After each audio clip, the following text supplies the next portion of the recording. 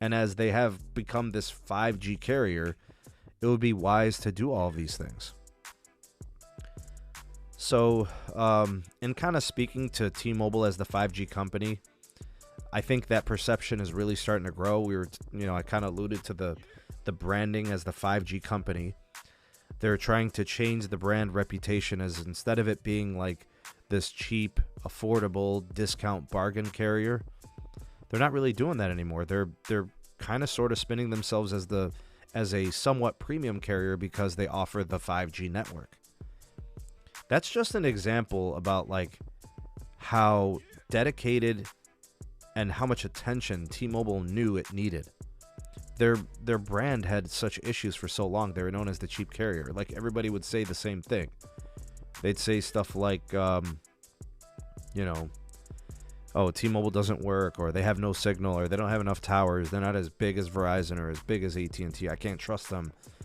They've been trying to upgrade that network side, and then they can push it forward with the branding. Interesting statistic from Mike Sievert. We're up 52% from just a year ago in terms of the reputation of people saying, hey, that company is the 5G company. I remember when I did that story on the stats, it was like, who's got the best, which company is associated with 5G? And Verizon was like 43%.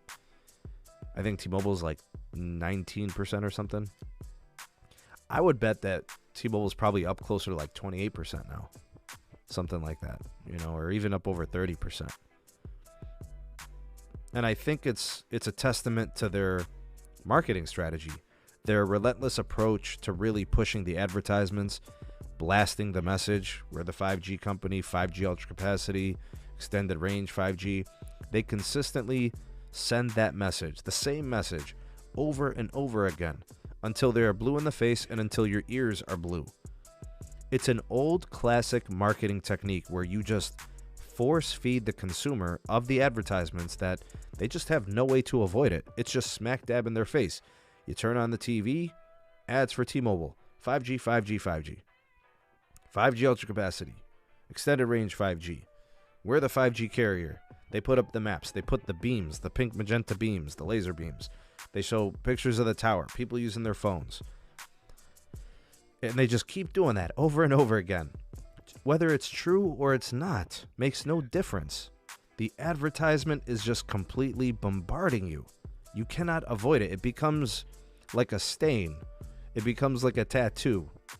Now the music and the imagery, it's all in your head. You remember it and you know it. Furthermore, I think it's also wise that they also got into some distribution with Walmart and Best Buy. I think that was an important change, especially for rural America. When you think about like all the hiring that they're going to be doing and these hometown experts things, they got the strategic partnerships with those two national retailers. T-Mobile didn't really have national retail before. Now this gives it to them. And they're also going to be doing Metro in those stores, so you got prepaid. And, now that they're in Best Buy, they're going to join Verizon and AT&T for retail. They never used to have that before. So if you ever went to a Best Buy store, you were basically buying an AT&T, Sprint, or Verizon phone and service, right? And now you got T-Mobile in there. They replaced Sprint. Took a while, but they got that transition done. And remember, Walmarts are in rural America too. They're in suburbs, they're in urban areas, they're in rural America.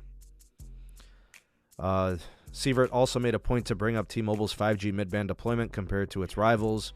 That would be AT&T and Verizon.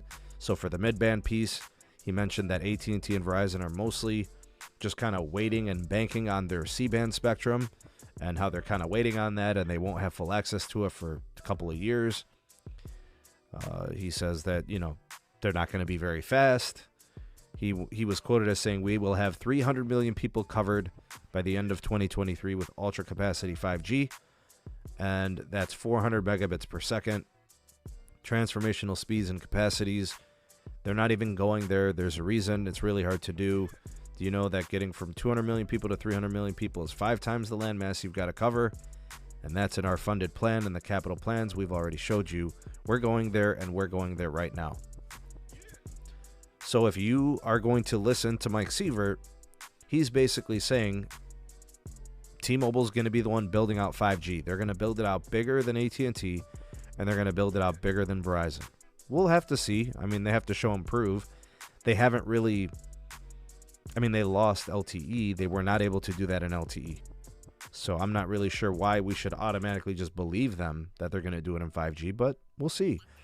T-Mobile has lived up to a lot of its things, right? They did say that we're going to focus on rural, and they're trying. They did say that they were going to improve coverage, and they did. We're going to improve capacity, and they did. So they have followed through on some things. So their track record may be spotty in some aspects, but I think they do want to build a very strong network. I think that is their end game. That's what they want to do.